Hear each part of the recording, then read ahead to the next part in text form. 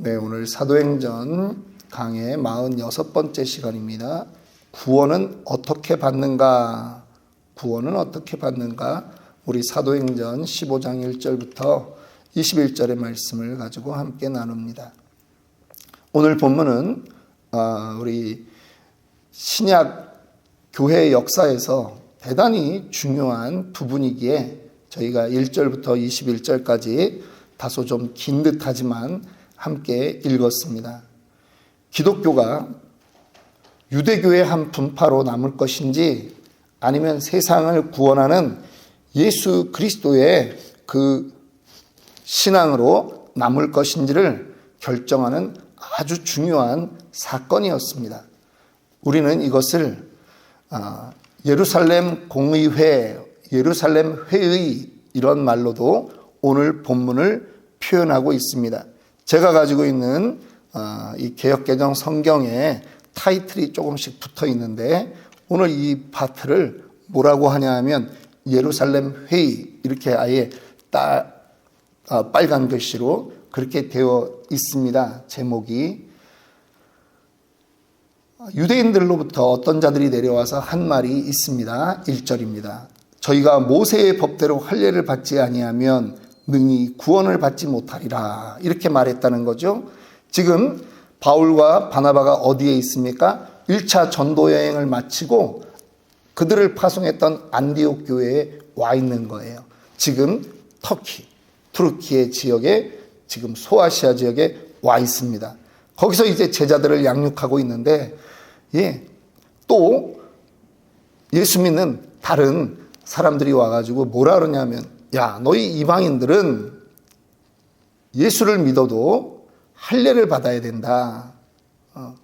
모세의 법을 지켜야 된다. 오늘 이 얘기는 어디에도 나오냐 하면 이 부분이 갈라디아서에도 나오는 것입니다. 그러니까 모세가 우리에게 하나님의 법으로 그 아브라함 때부터 시작했던 것을 율법화했는데 이것은 예수를 믿건 아니건 우리의 성경을 가지고 배우는 자들은 다 이 모세의 할례를 지켜야 된다 하는 거죠. 이 문제가 이제 신앙의 근간을 흔드는 것입니다. 여러분, 오늘 제목이 구원은 어떻게 받는가입니다. 여러분들 어떻게 구원받으셨습니까? 여러분들 우리가 무엇을 해서 하나님한테 이쁨을 받아서 너는 내가 선택한다 이렇게 구원받으신 것입니까? 아닙니다. 우리의 신앙은 내가 변해서 하나님께 선택받은 게 아닙니다. 하나님의 선택이 있었기 때문에 내가 변해가는 것입니다. 믿으십니까? 이게 우리의 구원이에요.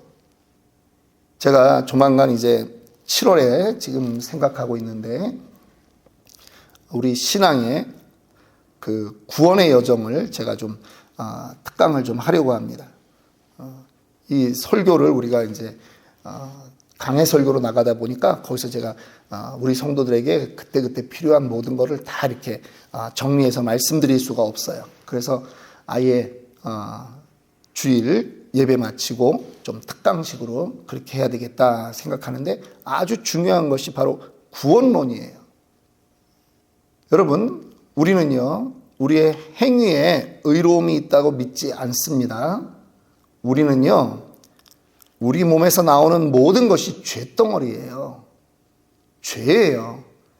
우리가 혹시 선한 게 나와도 우리의 본질은 아담의 자손이기 때문에 우리는 죄라고 하는 거예요. 무엇인가를 해서 선하다 이렇게 될 수 없는 존재입니다. 그래서 우리는 오로지 무엇만 붙잡고 간다? 예수 그리스도의 은혜만 붙들고 간다. 이게 우리의 신앙이라고 하는 거예요. 다른 거, 다른 종교에서 말하는 내가 108배를 했더니 3000배를 했더니 그런 거 우리는 아니라는 거예요. 우리는 행위의 구원이 아닙니다. 믿음의 은혜의 구원이에요. 자, 2절에 그 할례 받으라고 하는 사람들하고 바울과 바나바가 이 문제는 가만 있을 수가 없는 겁니다. 싸웁니다. 다툼과 변론이 일어났다. 너희는 도대체 어느 것을 근거로 그런 말을 하느냐라고 하는 거죠. 그리고 결정합니다. 도저히 그 사람들도 만만치 않은 사람이었나 봐요. 그러니까 자, 이제 예수님에게 직접 배웠던 사도들에게 우리 대표들을 보내자. 그래서 예루살렘 교회에 올라가서 우리 한번 토론을 하자. 이렇게 된 겁니다. 왜 이것이 그토록 중요한 문제인가? 사탄이 이거를 흔드는 것입니다. 여러분, 우리는 알미니안주의가 아니에요. 제가 다시 반복하는 거예요. 다른 표현으로 반복하는 거예요. 알미니안주의는 하나님의 은혜도 있지만 나도 거기에 합당한 행위가 있어야 구원받는다라고 하는 게 알미니안주의예요. 우리는 켈빈주의예요. 학문적으로 그냥 나누자면 뭐냐? 우리는 전적인 타락이야. 타락했어요. 우리 스스로는 구원할 수 있는 능력이 없고 구원받을 근거가 아무것도 없어요. 선한 행위가 나올 수 없다는 거예요. 오직 뭐만 필요해? 하나님의 전적인 은혜만 필요한 거예요. 자, 이들이 이제 올라갑니다. 그런데요, 3절 보세요. 그들이 교회의 전송을 받고 베니게와 사마리아로 다니며 이방인들이 주께 돌아온 일을 말하여 형제들을 다 크게 기쁘게 하더라. 지금 안디옥에서 지금 사마리아를 거쳐 예루살렘으로 가야 되는 겁니다. 지도상으로 보면 내려간다라고 하는 말이 맞죠. 그런데 이 사람들 우리 그 개념으로 예루살렘을 중심에다 놓고 보니까 이제 올라가는 그런 형국으로 생각을 하는데 가면서도 전도하는 거예요. 가면서도 이방인 소아시아 지역에서 예수 믿는 사람들이 나왔다. 그 말들을 서로 믿음의 형제들끼리 이야기하는 거예요. 진정한 기쁨이 어디 있어요? 누군가가 예수 믿고 구원받았다라고 하는 그 소식이 가장 기쁜 거예요. 바울과 바나바는요, 다른 거에서 기쁨을 찾으려고 한 사람들이 아닙니다. 교회는 무엇이 가장 기쁘냐? 연약했던 성도가 믿음대로 살기를 작정하고 그렇게 도전했습니다. 구원받았습니다. 이 소식이 교회는 가장 기쁜 거예요. 그들이 지금 그 길을 올라오면서도 자기네들의 전도 여정에 있었던 그 귀한 일들을 간증하는 거예요.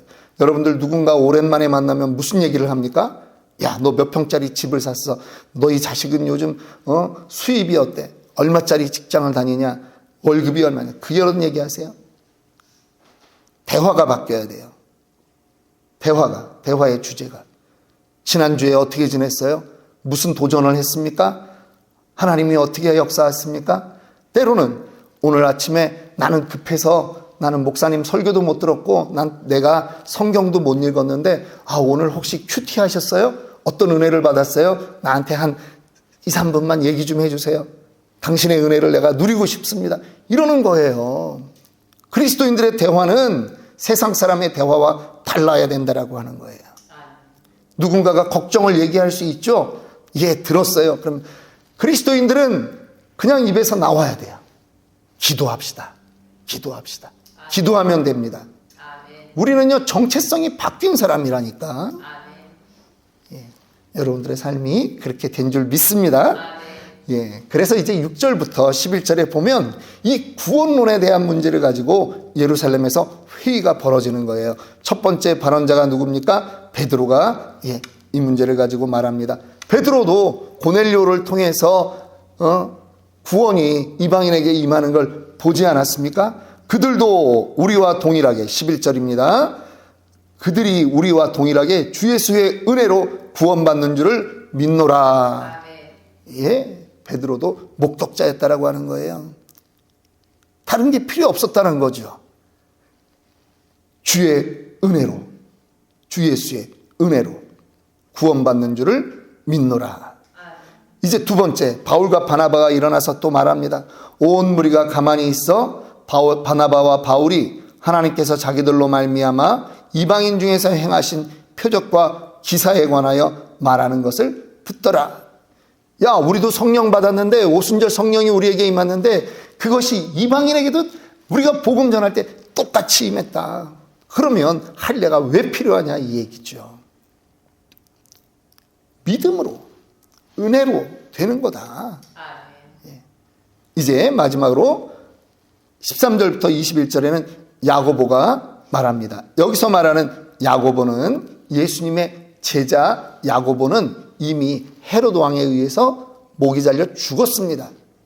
여기서 야고보는 누구를 말하느냐? 예수님의 바로 밑에 친동생을 말합니다. 자기 형이 예수님이었어요. 근데 미쳤다라고 생각했던 거죠. 그러니까 예수님이 복음 전하러 다닐 때 동생들이 와가지고 친척들이 와서 예수님 나오라고 막 이렇게 했을 때 거기 있던 주인공이었어요. 자기 형, 자기랑 어려서부터 놀던 그 형이 하나님이라고 하는 걸 믿을 수가 없었다라고 하는 거죠. 그런데 어머니 마리아가 얘기해요. 성령으로 잉태됐다. 내가 니네 아빠랑 관계에서 낳은 자식이 아니다. 천사가 나한테 얘기해줬던 아들이 바로 예수다. 그리고 나중에 정말 지내고 보니까 우리 형은 나랑 지내면서도 정말 단 한 번 나를 때린 적도 없고 우리 형은 정말 다르긴 달랐어. 그래도 나는 믿지 못하겠어. 왜? 만지면 만져지고 그러는데 어떻게 신이냐 이거지요.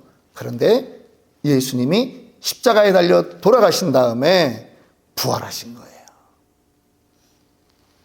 성령 체험을 한 거예요. 그분이 나의 가정을 통해서 이 땅에 오셨구나. 나의 어머니를 통해서 오셨구나. 그거를 믿는 거죠. 그래서 이제 베드로 다음으로 이 야고보가 예루살렘 교회의 리더가 됩니다. 그래서 이제 이 야고보가 결정을 하는 것입니다. 14절에 야고보가 이제 13절 후반부터 말합니다. 하나님이 처음으로 이방인 중에서 자기 이름을 위할 백성을 취하시려고 그들을 돌보신 것을 시므온이 말하였으니 선지자들의 말씀이 이와 일치하도다. 여러분, 선지자들이 했던 말하고 지금 이방에서 나타나는 사실들이 다 일치하다라고 하는 거예요. 그러면 우리가 이들에게 우리 유대인으로서도 지기 힘든 그 율법을 강요할 필요가 어디 있겠느냐 하는 거죠. 깨어있는 사람이라고 하는 거예요. 성령의 감동이 이들에게 있다는 것입니다. 19절 말씀입니다. 내 의견에는 이방인 중에서 하나님께로 돌아오는 자들을 괴롭게 하지 말고 다만 그래도 이제 우리가 룰은 하나 좀 정하는데 뭐냐면 우상 숭배하면 안 되죠. 그래서 우상의 더러운 것과 음행과 목매어 죽인 것과 피를 멀리하라고 편지하는 것이 옳으니 이는 예로부터 각성에서 모세를 전하는 자가 있어 안식일마다 회당에서 그 글을 읽음이라 하더라. 우리가 할례가 아니라 우리가 요 정도 전통만 우리가 좀 이야기하자. 본질적으로요. 구원은 지금 음식 때문에 구원을 못 받는다. 옛날에는 모세의 율법에 있었잖아요. 부정한 것 먹으면 안 되잖아요. 지금 그들이 다 내려놓고 있는 것입니다. 여러분, 예수 그리스도가 우리의 주인이십니다. 우리가 열심을 내고 하는 것 중요하죠. 그런데 더 중요한 게 있습니다.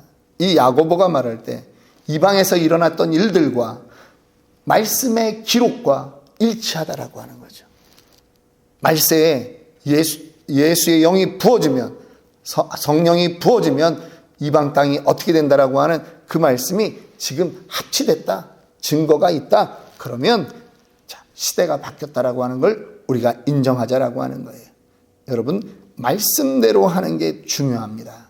저는 목사의 이 포지션이 축구팀의 그 코치와 혹은 감독과 같다라고 말합니다.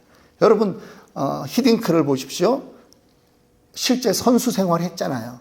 그런데 그가 그렇게 유명한 선수였습니까? 아니었습니다. 그런데 감독이 돼서는 세계적으로 유명한 감독이 되었어요. 이렇게 해라, 이렇게 해라, 이렇게 하면 된다. 여러분, 말씀을 들으셔야 돼요. 말씀을 들으셔야 돼요. 요렇게 하면 여러분 믿음이 큽니다. 제가 그걸 전하잖아요. 여러분 날마다 말씀을 들으세요. 말씀을 읽으세요. 그리고 말씀에 도전하세요. 말씀대로 살려고 오늘도 결심하고 도전하세요. 들음에서 믿음이 나고 입으로 시인하여 구원에 이른다라고 말하잖아요. 예, 오늘 우리 함께 기도하겠습니다.